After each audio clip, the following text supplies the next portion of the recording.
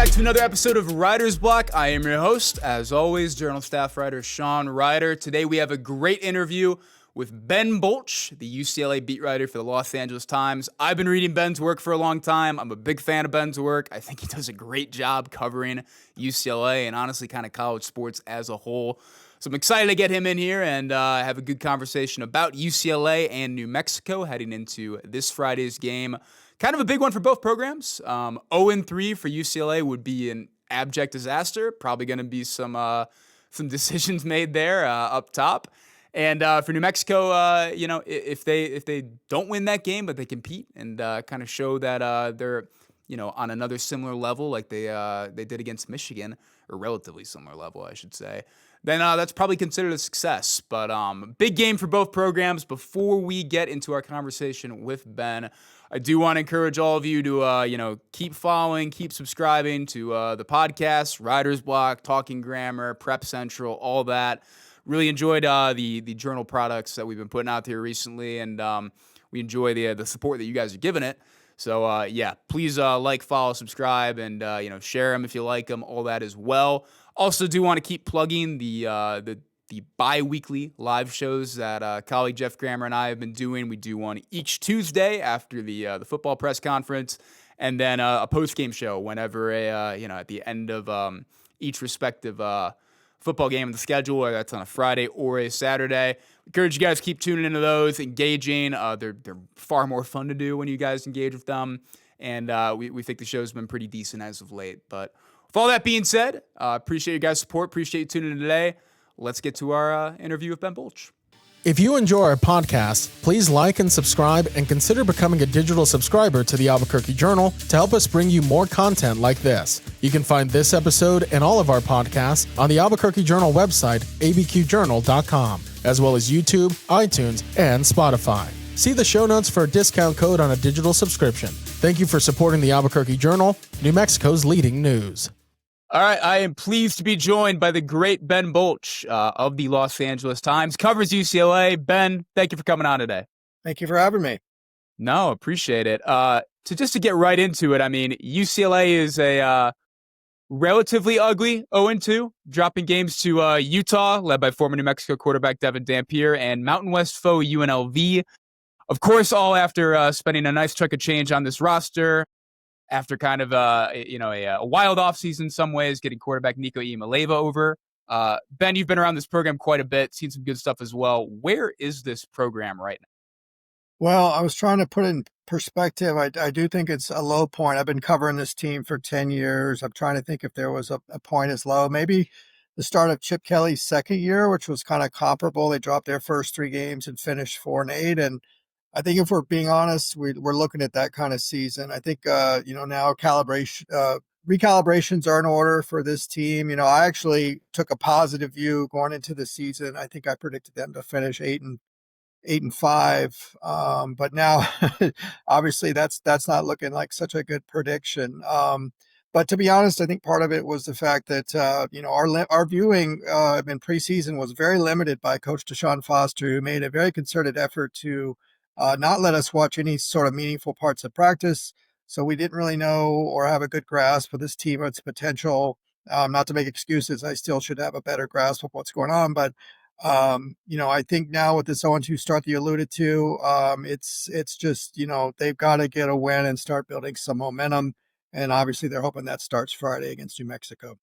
Before we get into some more specific roster questions, I mean, where have the biggest issues that you've seen been in terms of, what's creating these struggles at this point? Yeah, I mean, it's pretty much up and down the board, as I wrote today. If you look at the statistical rankings for 134 FBS teams, they're like 115 or lower in basically all the most meaningful ones, like scoring offense, scoring defense, penalties, third down conversions, opponent third down conversions.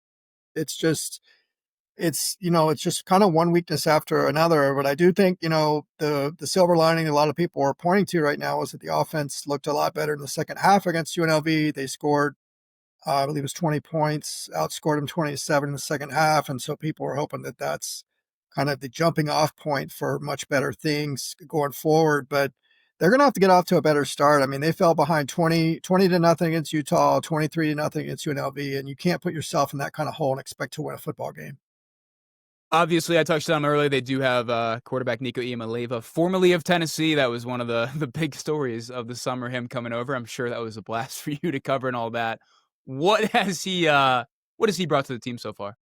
Yeah, he's been about as advertised. He's got a strong arm. He's pretty accurate. He does tend to sail his throws a little bit more than maybe I thought or saw in training camp. And that's been, kind of an issue, especially early in games. He seems to settle into games and be much better in the second half. We've seen that kind of twice now. So he needs to get off to a better start. He does have a lot of skills to work with. I think the big issue right now is he's just not surrounded by as nearly as much talent as he had at Tennessee, and that matters, right? I mean, we saw Joey Aguilar, who frankly didn't look good in the spring, go to Tennessee, and now people are praising him as one of the a top quarterback, and somebody that they've really embraced and adore in Tennessee. So I think that who you're playing with matters as much as who you are. One thing that's kind of stood out to me throughout the first two games, just kind of watching. It's not a huge sample size. There has been kind of a little bit of like slight shuffling on the offensive line and all that. What have you seen out of the O line at this point? Yeah, it's been a struggle. They made it, as you alluded to, they made a change at left tackle and right tackle in the second half of the UNLV game. Seemed to do a little bit better, but they're getting blown up too much. The run game. I mean, Nico Iamaleava is their leading rusher, and that he's not really known as a prototypical running quarterback, even though he can run. So when he's your running quarterback, and I think he's got almost twice the average number of yards as their top running back, that's a real problem. So I think a lot of that's the offensive line. I do think they got a couple of really good running backs with Javian Thomas and Anthony Woods, and I think they're going to get that rotation tightened up a little bit. And those two names to watch on Friday, because I think they have the potential for big games and to be kind of breakout players.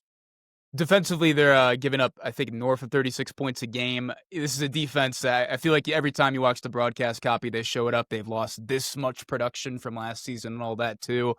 And it has been pretty messy this season. I mean, what are you seeing on that side of the ball and what's kind of happening there? Yeah, they made a couple of personnel changes in the last game, put Keyshawn Bennett in as edge rusher and Isaiah Chisholm as a starting linebacker. And it helped a little bit. They got a couple of sacks, maybe a little bit more pressure on the quarterback, but they really need to kind of do it top to bottom. And right now, I don't know that they have the capability to do that. As you said, 36.5 points a game they're giving up. And let's be honest, I mean, one of those was a Mountain West team. Not to disparage the Mountain West, but if you're UCLA, you should win that game resoundingly. And that defense did not look like the better defense on the field. So they've got a lot of things to work on. We're actually going to talk to defensive coordinator Kaika Malloy here in about an hour. So I'll be interested to see what he says. Last year, he made some changes and put some people in better positions like Carson Swessinger, who became a second round NFL draft pick. So I guess the hope is that maybe he can unlock somebody to that extent and get this defense rolling a little bit. Scheme wise, in terms of obviously you got Malloy on the defensive side of the ball, and then you got Tino Sonseri, I believe, coming over from Indiana Offensive as the coordinator. offensive coordinator. What can New Mexico fans expect from both sides of the ball? What UCLA does scheme wise? Yeah, offensively, a lot of pre-snap movement, pretty balanced attack. I mean, I think that their run game has been hindered by the fact that they have fallen behind so big so early in both of these games. As I mentioned, 20-0 in one and 23-0 in the other. That kind of limits your run game quite a bit. So I think they want to obviously get out to a much better start and establish the run and stay with the run if they can, much more so than they have in these first two games. Now, defensively, it's been kind of a mixed bag they're basically replaced all 11 full-time starters. So we didn't know really what to expect. I do think they're kind of in that feeling out of personnel period that I alluded to. And so maybe we'll see a big step forward on Friday, but basically at all three levels, they've got improvement to make. Defensive backs gave up 3 touchdowns in the last game. So you got to see improvement across the board. For New Mexico fans, this is like an exciting game. They played Michigan far better than anybody thought they would, came back to beat Idaho State last week, start of a new era, new head coach, all that. And, fans are kind of dying to kind of have like a taste of, to go out and beat a Big Ten opponent or really play with another Big Ten opponent. What would 0-3 potentially mean for UCLA? What would that mean? Yeah, I mean, I think at that point we're looking at, banners being flown over the Rose Bowl. And, there's already been a lot of fire DeShaun Foster sentiment on social media, but I think it would really reach a fever pitch. And, if you can't win a game in what was supposed to be the soft part of your schedule, what are we even doing here, right? So immense pressure on the coaching staff and the team to get a win this week, and if they don't, well, it could get really, really ugly. Do you have a prediction for Friday's game? Yeah, I mean, it's hard because two factors.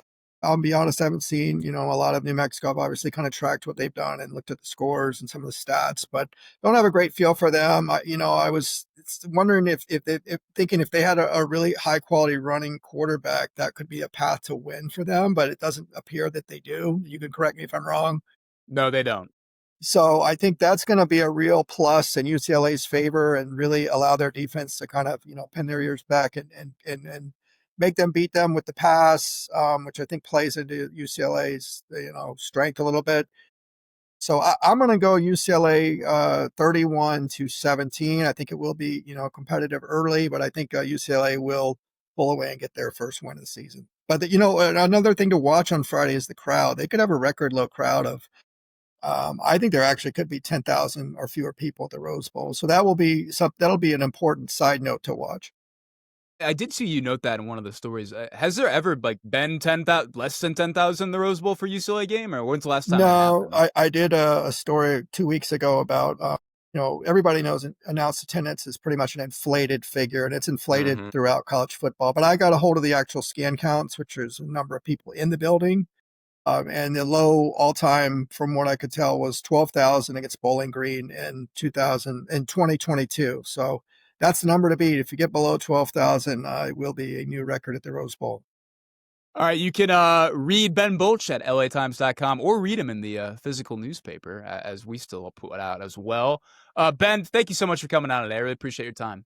Yeah, no problem. I'm a big fan of both Better Call Saul and Ace in the Hole, which was obviously based in Albuquerque. So always a fan. I hope to get to Albuquerque. And actually, I should also mention I'm a huge NC State fan. 1983, they shocked the world by beating Houston at the Pit. So Albuquerque is a bucket list spot for me. I hope to get there someday. We got to get you out to Albuquerque. I appreciate that. All right. Thank you so much.